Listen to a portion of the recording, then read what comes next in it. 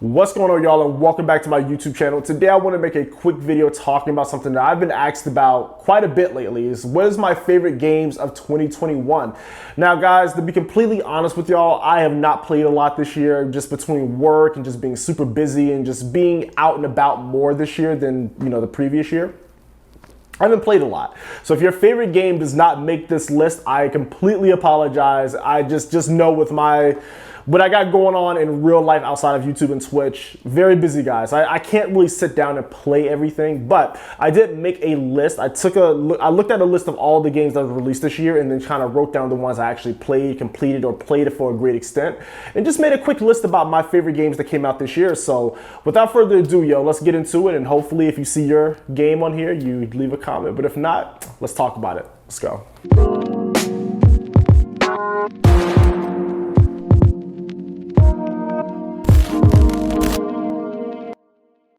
All right, so the first game that I got here on my list is Mario 3D World plus Bowser's Fury. Now, I know technically this is not a new game, quote unquote, but I do feel like Nintendo added quite a few things here to make this game worth a repurchase. So if you don't know, Mario 3D World was originally released back on the Wii U, back I want to say in 2013. And it was one of my favorite games from then, and to this day, this game still holds up. And I will go as far as to say, 3D World is probably one of the Mario games I can put in and have the most fun with. It is one of those games that has a very arcade-like feel. So unlike Odyssey and Galaxy, it's not really a game where you have to really spend time and get engulfed in the world. With Mario 3D World, I feel like it's a game you can just kind of put on and just go through level. It has co-op and online co-op, so the game is fun. And one thing that they did add from the Wii U version is that the game is actually faster. So you're moving your characters a lot quicker, you're running through these levels a lot faster. And with Bowser's Fury, which is a very interesting experience, it's more of an open world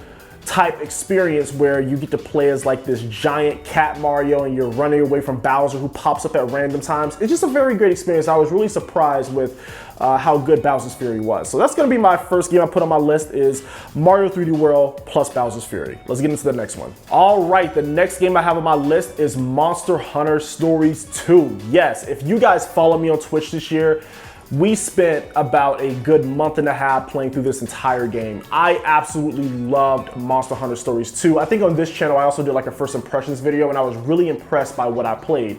Not only was this my first Monster Hunter experience through and through, but this game just really reeled me in. The music, the world, the fact that you can ride the monsters, they all have different abilities that affect like the environment. Like, I just love this game to death. And even like the battle system with like the rock, paper, scissors type mechanics, and just, it's just a great game through and through. I would go as far as to say Monster Hunter Stories 2 is probably one of my favorite Switch titles. Even though it's not exclusive on the Switch, you can also play it on PC. This is definitely one of the best Switch experiences that I've had, minus the frame rate issues here and there, but as far as a game goes, I can't recommend Monster Hunter Stories 2 enough. So if you haven't played Monster Hunter Stories 2 and you're looking for a great JRPG to get into, this is the one. This is the one that has my stamp of approval. It's definitely one of my favorite games this year. So yeah, Monster Hunter Stories 2, if you haven't played it, go pick that up now. All right, the next game on my list is gonna be Pokemon Snap. I should say new Pokemon Snap. Now, new Pokemon Snap, for me, it's the nostalgia, because when you explain Pokemon Snap to somebody who did not grow up with the original, they're like, okay, what is it? It is a game where you take pictures of Pokemon. Now, how is that fun? I can't describe it to you. I don't know if it's nostalgia, but when new Pokemon Snap came out, I was super excited because I love the N64 original. I remember me and my friend back long time ago, I was like a kid, staying up 2 in the morning, unlocking all the secrets in the N64 game, doing everything in that game. So yeah, new Pokemon Snap, I am definitely a huge fan of. So yeah, if you have a Nintendo Switch and you're curious about Pokemon Snap, give this one a go. All right, the next game I have on my list is Resident Evil Village. Yes, so when I got my PlayStation 5, finally, Resident Evil Village was one of the first games I picked up. And it was one of the games I was really excited to play because I've been watching people play it on Twitch and been watching reviews and seeing all the memes about Lady D, so on and so forth. But besides all of that, Resident Evil Village is a great game. Prior to playing Resident Evil Village, I wanted to play 7 because I never really finished 7 prior to playing it. So I wanted to finish 7 and kind of get an idea who Ethan was as a character. But 8, man, 8 was great. Everything from the sound direction to the levels. I would say the highlight for me, and I made a review about this. If you haven't watched the review, I'll link it in the description.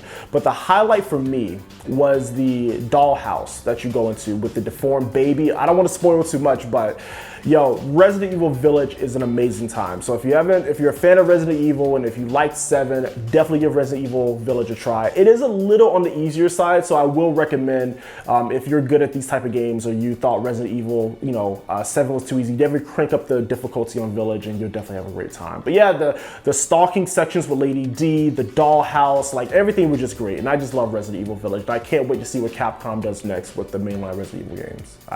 All right, the next game I have on my list is Ratchet and Clank Rift Apart. Yes, so Ratchet and Clank Rift Apart, me being a big Ratchet and Clank fan, I've been playing Ratchet and Clank since the PS2. So I guess you could say I'm a veteran or an OG when it comes to the Ratchet and Clank series. I kind of missed out a little bit on the PS3 era. I played like a game or two on the PS3, but not all of them. But I got back into the Ratchet and Clank series with the PS4 reboot, and I absolutely love that. I know that game gets a lot of hate for whatever reason, but I thought the reboot was fantastic. But Ratchet and Clank Rift Apart, it was a cool game. It really kind of showed off the capabilities of the PS5, with the solid state and the load times. You have things like the rift jumping where you can kind of like jump to different parts of the stages. It's just a great overall game, and I made a review on this as well, and I'll link it down below. But Rift Apart, I wasn't on my first playthrough. I wasn't too crazy about it. I'm like, yeah, the game is beautiful. It uses the PS5. It uses all the great features, the adaptive triggers, and all that. But I will tell you, the second playthrough, when you already have all your weapons and you're going for the Omega weapons, the game really kind of opens up on the second playthrough. I will say I'm streaming that right now on my Twitch channel, so you can watch me play that live there. But I'm having a much better time the second time around than I did the first time around with Rift Apart. So yeah, when you got all your weapons and everything unlocked and you're just kind of going through the stages, just causing mayhem, this game is a great time. But if you never played a Ratchet and Clank game, I will say this is a great starting point. It's a fun game overall. So yes, definitely one of the best games I played this year in terms of like the 3D platformer. All right, so I know my next choice may be a little controversial. That's okay. Sonic Colors Ultimate. Now you guys know I'm a Sega guy. I love Sega. I got a bunch of Sonic stuff in the background. It may be a little biased there. But I played Sonic Colors Ultimate on the PS5, so I didn't really get a lot of issues with the frame rate issues, the glitches. I didn't see a lot of that on my personal experience with Sonic Colors Ultimate. And it was just great to play Sonic Colors in 60 FPS. I had a great time with the game. I thought the game was fun. It was great to revisit it. I definitely enjoyed it over the Wii version from a performance and fluidity standpoint. Now, graphically, there was a little bit of issues, the cutscenes not being really native to, all that fun stuff. But overall, Sonic Colors Ultimate, I had a great time playing it on modern hardware. They improved, FPS and the fluidity of the game, and I definitely had a better time here than I did on the original Wii version. So Sonic Colors Ultimate made the list. Definitely got to have my Sonic Sega fix in there, so yeah. All right, y'all, the next game I got on my list is Life is Strange True Colors. This goes without saying. If you're a fan of these story-driven, kind of choose your own adventure type games where you choose like the outcome and how your character responds, please play this. This is the only game this year that actually made me drop tears. And I rarely cry in movies and TV shows, but Life is Strange True Colors, it really hit me in the feels. I don't know because I went through a lot earlier this year, but Life is Strange True Colors was one of those games that actually evoked emotion out of me. So I definitely dropped a few tears in the first couple chapters of True Colors. The voice acting is amazing. I love the cast of characters. If you're a fan of the Life is Strange series, just play True Colors. Now, it is a little bit shorter than the other games. There were some things that I wasn't too big a fan of, but I made a review about it, so go check that out if you haven't. But yeah, Life is Strange True Colors is definitely one of those games where you want to sit down with a box of tissues next to you when you play this. Just don't say I didn't warn you, all right? All right, so the next game on my list is an indie title, Kena, Bridge of Spirits. This game is like playing a Disney animated or Pixar film. This game is absolutely beautiful. Played this on the PS5, had a great time, and the game is surprisingly difficult. When you're going through and you're like fighting just the regular enemies and you're exploring, you're like, okay, whatever. But when you get to these boss fights, that's when the difficulty really kind of cranks up. So yeah, Kena Bridge of Spirits is a fun game, beautiful game.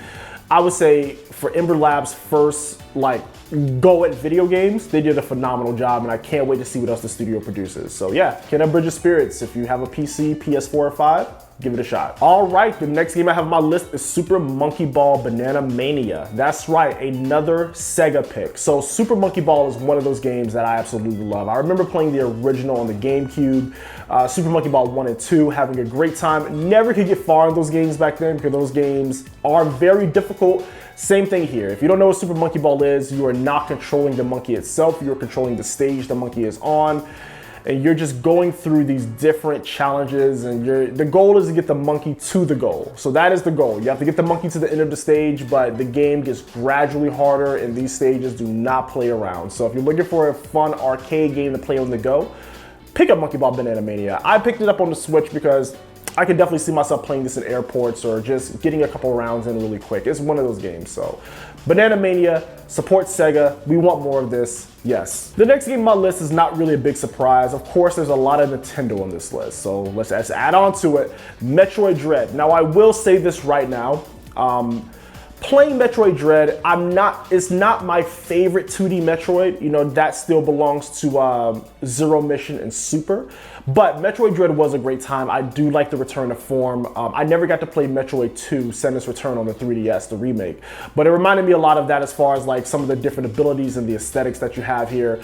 But yeah, Metroid Dread was a fun time. It was a fun time. It's like I said, it's not my favorite 2D Metroid, but it is a great game nonetheless. So I'll just leave it at that. Metroid Dread is one of the best games this year.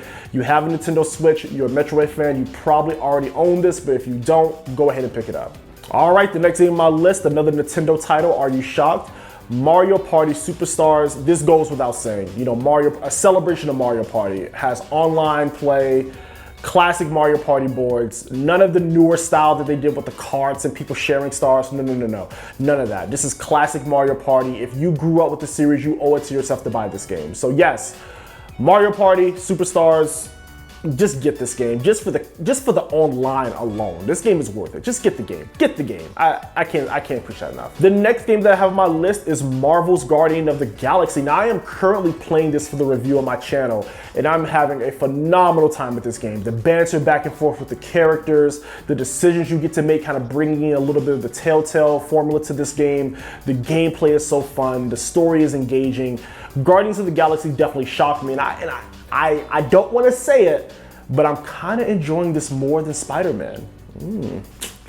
Let's just see. Let me finish the game first, but as so far, I think I'm liking this more than Spider-Man PS4. I know some of y'all may hit the dislike off of that, but I'm having fun with it. What can I say? But yeah, Guardians of the Galaxy. This is definitely a shocker for me. I did not expect the game to be nearly as good as it is, but I'm glad that I picked this up. So if you're looking for a great action adventure game, yeah, Guardians is great. All right, last but not least, this is a game that I talked about recently on my channel, is Demon Turf. Now this game was kind of a surprise for me. I remember seeing a video about this. I think I was just randomly just watching YouTube, and I just saw like a trailer for it, and it just really caught my attention. The whole 2.5D aesthetic, you know, it kind of reminded me a lot of Sonic Extreme, the canceled Saturn game. So the whole concept of the game just really caught my attention. Just playing it, I had a great time with it. So if you're looking for an indie title that has like a unique twist of platforming, definitely recommend picking up Demon Turf. Shout out to the people over at Platonic Games, for Bras. Those guys did a phenomenal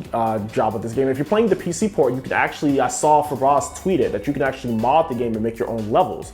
So that even brings more replay value to the game itself. I love it. So if you're looking for a great indie title, great time, play Demon Turf. All right, guys, well, that wraps up my list of my favorite games of 2021. If your game did not make the list, that's okay. That's what we have the comment section for. Drop a comment down below. Let me know what your top games for 2021 was. I'm super curious, and I may find a gem in there. So if you think it's a game that I would like, definitely let me know what the game is about, and just let me know what your favorite games was this year, and I'll definitely, you know, take some time to look them up, and if it's something that catches my interest, I'll play it. Yeah.